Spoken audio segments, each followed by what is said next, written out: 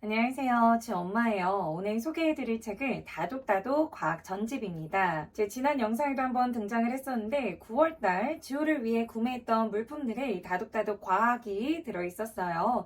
그때 아주 짧게 소개해드렸는데 2달도 안 되어서 여러분들께 보여드리고자 하는 이유는 지호가 굉장히 좋아하고 저도 굉장히 만족도가 높은 책이기 때문에 빨리 소개해드리고 싶어서 가지고 왔습니다. 실은 제가 책을 구입하기 전에 굉장히 많은 고민을 좀 하는 편인데 이건 직접 보고 싶었는데 인터넷으로밖에 판매가 안 된다고 해서 어린이 서점에는 비교할 수가 없더라고요. 그래서 어떡하지 하다가 뭔가 홀린 듯이 구매를 하였으나 결론적으로는 굉장히 만족하면서 읽히고 있습니다. 다독다독 과학은 2023년 9월 기준 본책 45권과 가이드북 1권, 그리고 독후활동북 5권으로 이루어져 있습니다. 가이드북에는 각 책에 대한 소개가 아주 간단하게 적혀 있어요. 그리고 이 책마다 어떤 개념을 깨우치면 좋을지에 대해서 알려주고 있습니다. 하지만 저 같은 경우는 그냥 책으로 보기에도 충분한 것 같아서 이 가이드북을 크게 활용하고 있지는 않으나 한 번씩은 읽어보면 좋겠죠. 이 다독다독 과학이 어떤 구성으로 되어 있고 어떻게 탄생하게 되었는지에 대해서 굉장히 깊은 고민을 통해서 이 책이 나왔음을 알려주고 있습니다. 그리고 책에 대한 소개는 말씀드렸던 것처럼 진짜 간단하게 되어 있어요. 독후활동북은 총 5권이고 각 책마다 9권의 분량을 갖고 있습니다.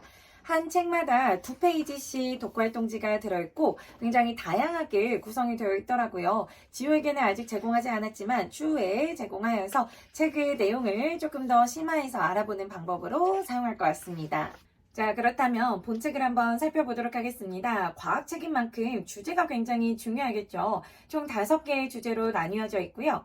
인체와 건강 8권, 동물과 식물 11권, 자연과 환경 10권, 물질과 탐구 9권, 도구와 발명 7권으로 구성되어 있습니다.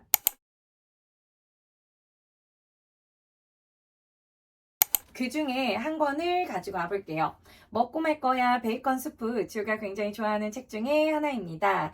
이 책의 표지를 보면 이 책이 어떤 이야기를 하고자 하는지 유추하기 어려울 수 있어요. 하지만 각 책의 제목 위에는 이렇게 생활도구라는 주제가 작게 적혀 있어서 엄마는 인지할 수 있죠. 아, 지금 이 책은 생활도구를 이야기하려고 하는구나. 또한 표지의 그림을 보고도 아이들과 함께 이야기를 나누며 또 내용을 유추해 볼 수 있습니다. 깊은 냄비가 있고 그 냄비 안에는 아마 베이컨 스프가 들어있겠죠. 생쥐가 숟가락을 들고 뒤집개 위에서 점프하여서 베이컨 스프를 바라보고 있네요. 이 책의 그림을 통해 첫 번째, 베이컨 스프는 누가 먹고 싶어 하는 걸까? 바로 생쥐겠죠.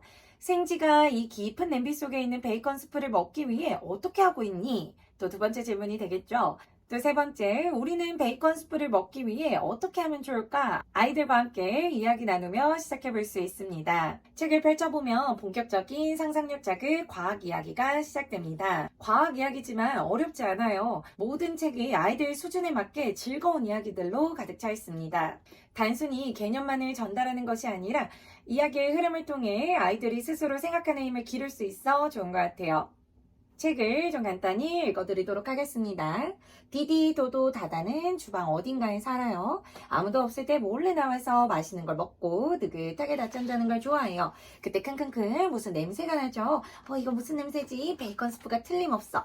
냄새가 나는 곳으로 가보니 아주 깊고 높은 냄비가 있죠. 그리고 그 안에는 아마 베이컨 스프가 있을 거예요. 디디 위에 도도 위에 다다가 올라가서 베이컨 스프를 봤어요. 와, 근데 너무 먹고 싶은데 깊어서 손이 닿질 않네요. 어떻게 먹지? 냄비를 기울여서 쏟아볼까?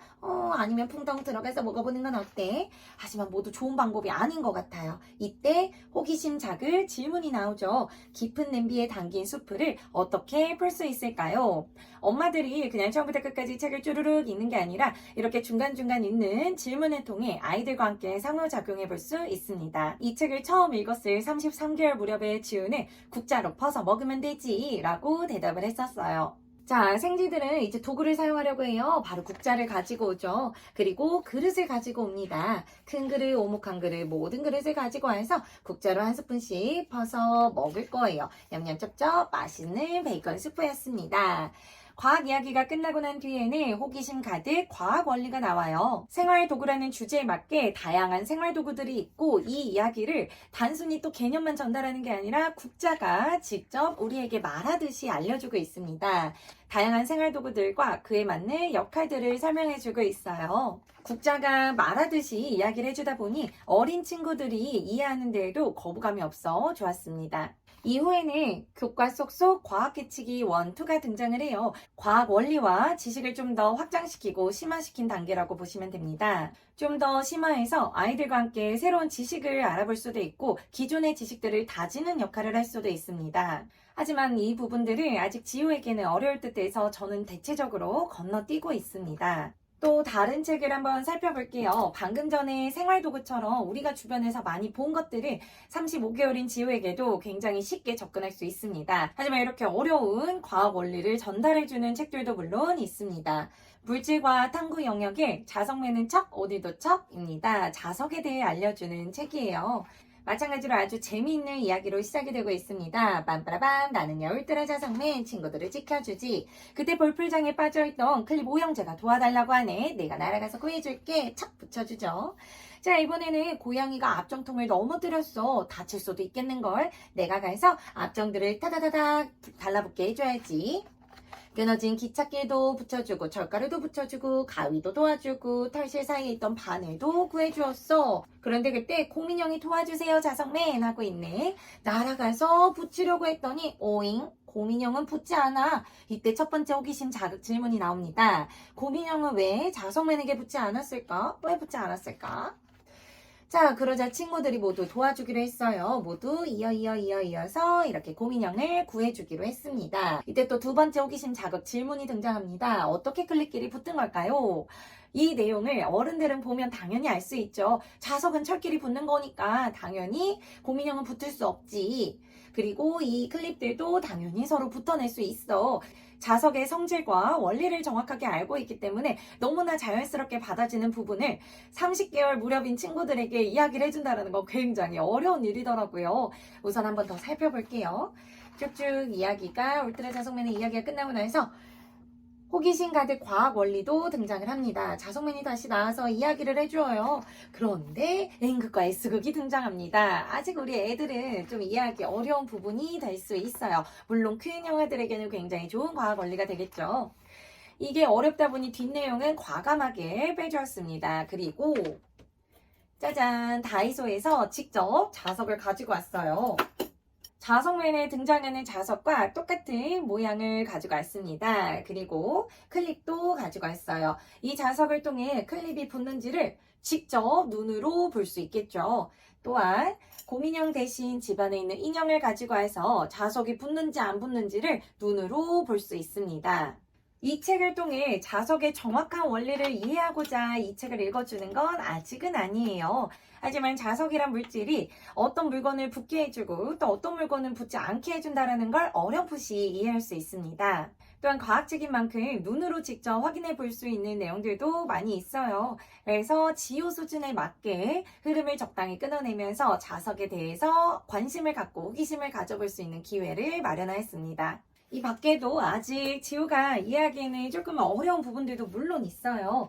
오염과 보존, 환경에 대해서 생각해 볼 수도 있고 공기에 대해서도 풍선을 통해 또 이야기를 해주고 있습니다.